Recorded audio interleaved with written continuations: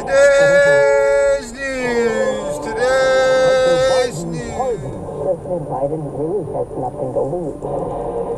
Pre-winter snow. Maybe it's 24 inches up there. Cyber Monday. Do your homework, play shot, set a budget. Good morning, I'm Steve Kathan. With the CBS World News Roundup, President Biden says he is pardoning his son Hunter, despite indicating previously he would not. Hunter Biden was facing possible prison time in 2 separate cases, which the president claims were tainted by partisan politics. Here's CBS's Ed O'Keefe. When Hunter Biden was convicted of 3 felonies in a Delaware federal gun possession case back in June, the president vowed, I said I abide by the jury decision and I will not pardon him. and just after the election, the White House vowed again it wouldn't happen. We've been asked that question multiple times. Our answer stands, which is no. But now, with just weeks left in the Biden presidency, amid threats by President-elect Trump and his allies to continue pursuing investigations against Hunter Biden, the president said he would pardon his son, calling the cases against him a miscarriage of justice.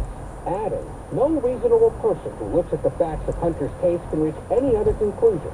That Hunter was singled out only because he is my son, and that is wrong. The sweeping pardon now clears Hunter Biden of all crimes he's committed or may have committed over 10 years between January 1st, 2014 and December 1st, 2024. IRS Special Agent Joseph Ziegler, who blew the whistle on Hunter's tax case, said politics had nothing to do with Biden's prosecution. This wasn't any different than any other criminal tax case that we've worked. He knowingly and willfully filed false tax returns. That's a felony violation. A sharp reaction to President-elect Trump's choice of a loyalist to lead the FBI. Kash Patel has advocated purging the agency and even using it to go after Trump critics.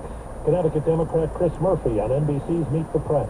Kash Patel's only qualification is because he agrees with Donald Trump that the Department of Justice should serve to punish, lock up, and intimidate Donald Trump's political opponents. CBS's Nancy Cordes has more. I shut down the FBI Hoover building on day 1. Kash Patel has often described what he would do if he were in charge of the FBI. We will go out and find the conspirators, not just in government, but in the media. This weekend, Trump announced Patel will now get that chance if he's confirmed by the Senate. Current FBI Director Chris Wray, who has 3 years left on his term, would have to resign or be fired. Kash is a brilliant lawyer, investigator, and America First fighter, Trump wrote, who played a pivotal role in uncovering the Russia hoax. Some Republicans applauded the pick. I think Kash Patel is a very strong nominee to take on the partisan corruption in the FBI. But Iowa's Chuck Grassley, who is set to chair the Senate Judiciary Committee next year and will run the confirmation hearings, was more cautious. Kash Patel must prove to Congress he will reform and restore public trust in the FBI, he said. Travel home from the Thanksgiving holiday was snarled in some places by heavy, deep snow. CBS's Rob Marciano says the snow piled up in parts of Michigan, Ohio, Pennsylvania, and western New York. This keeps coming. Our efforts seem futile.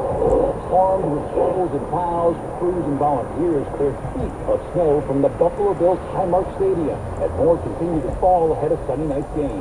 Near whiteout conditions didn't stop the most committed fans. We just love to come here in the snow and have a good time. Across western New York, snow came down as fast as 3 inches per hour in some places, forcing a state of emergency.